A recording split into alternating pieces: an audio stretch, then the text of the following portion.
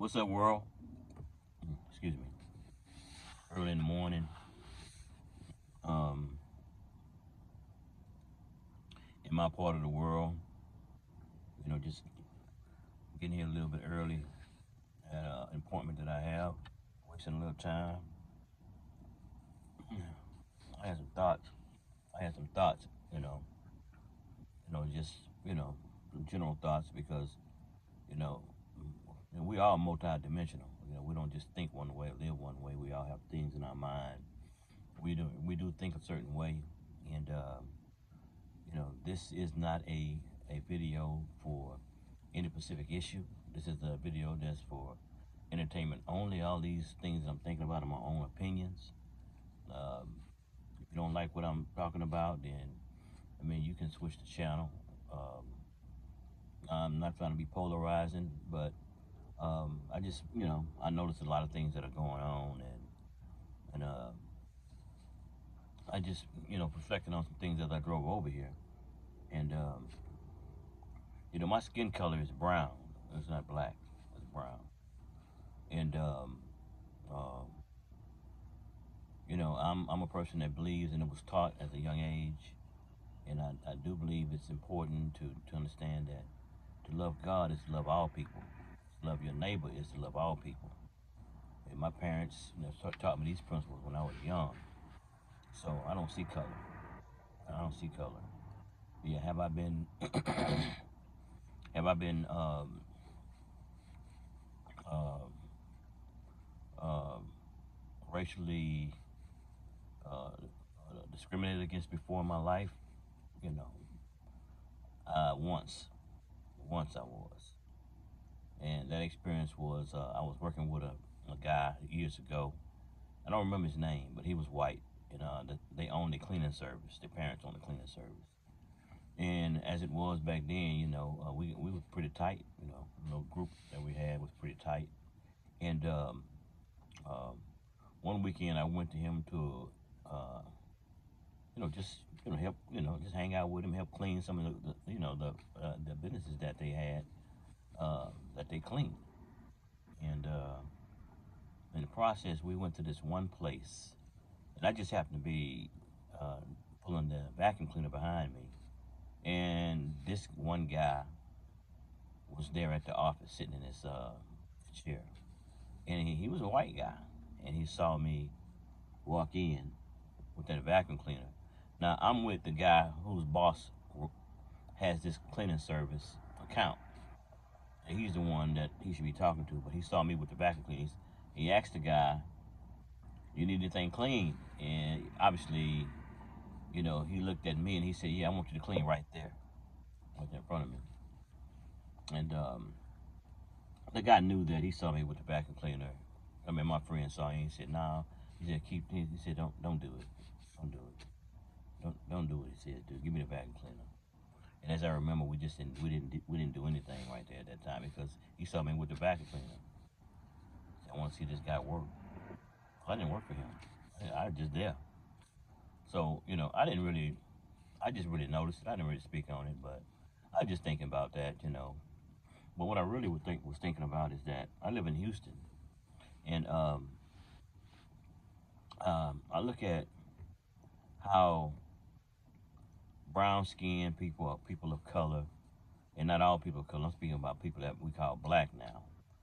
Black America, whatever you want to call it. Um, I remember one time they said that black Americans don't have any money. They can't support a business, you know.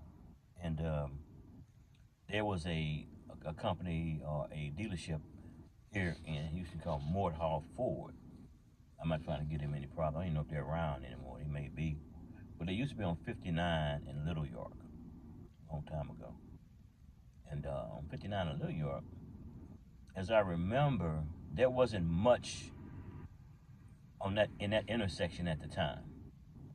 Right now, it's got all kinds of businesses flowing. It's Home Depot there, and in that parking lot, you have a Bank of America, you have Taco Cabana, you have across the street, you have Papa's, which was not long ago recently added.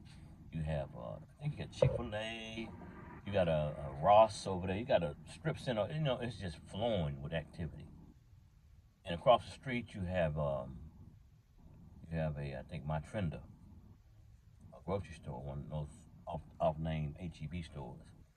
And well, right there in that parking lot where that place is used to be a Luther's barbecue, and I think it was some type of store there, but it wasn't vibrant like it is now. And I mean, it's so much activity there, man. You almost hate to get off at Little York, you know, because traffic is not bad. It flows, but you know it's a lot of traffic in the intersection. But at one time, when that Morthal Ford was there, there wasn't anything over there, and you would often drive through there. The freeway wasn't even developed like it is now. I think it was 2 lanes both ways. Now it's 4, maybe 5 lanes, if I'm not mistaken. So the freeway is wider. There's more people driving through there, but they said that black people, or black colored or brown colored people, didn't have any money. They couldn't support businesses like that. Now, Home Depot came first, but before Home Depot came, there was a vacant lot that Morehouse Ford had got out of there. I don't know if they shut down or they moved, but it was just vacant for a long time. I used to ride by it all the time. I said, what are they gonna do with that property? And I kept hearing, man, they ain't gonna do nothing with that, man, because black people don't have any money to support businesses. And at any rate, there was a church that bought that property. I don't forget the name of it, and they owned it. And obviously, the group that bought the home, who built the Home Depot, bought it from them. They made a good profit off of that church, whoever it was, and they sold the Home Depot, and the rest is history. And to say that black people can't support a business is ridiculous. I mean, it's not a black-owned business. None of those businesses are. They probably need to be, because all that money it leaves the black neighborhood and goes somewhere else. But nevertheless, they support. That corner is hot, in my opinion. It's hot. I mean, you can stop there, you can get whatever you need. They even have people in the parking lot of Home Depot, you know, selling their wares. You got people over there selling stuff. You got people over there selling their labor. You know, I mean, it is a point of capitalism greater than anybody ever told me that would happen. And it used to be a Mortal Ford there for years. Nothing was there. So, you know, I'm saying that to say this, that for years, man, we've been voting to put people in office, to, to help our communities. And if you drive through uh, the black community, and you know, right now it's diverse now because you got a lot of people coming in from other countries, you know, Hispanics, Mexico, and they're going to these communities, buying properties, building homes.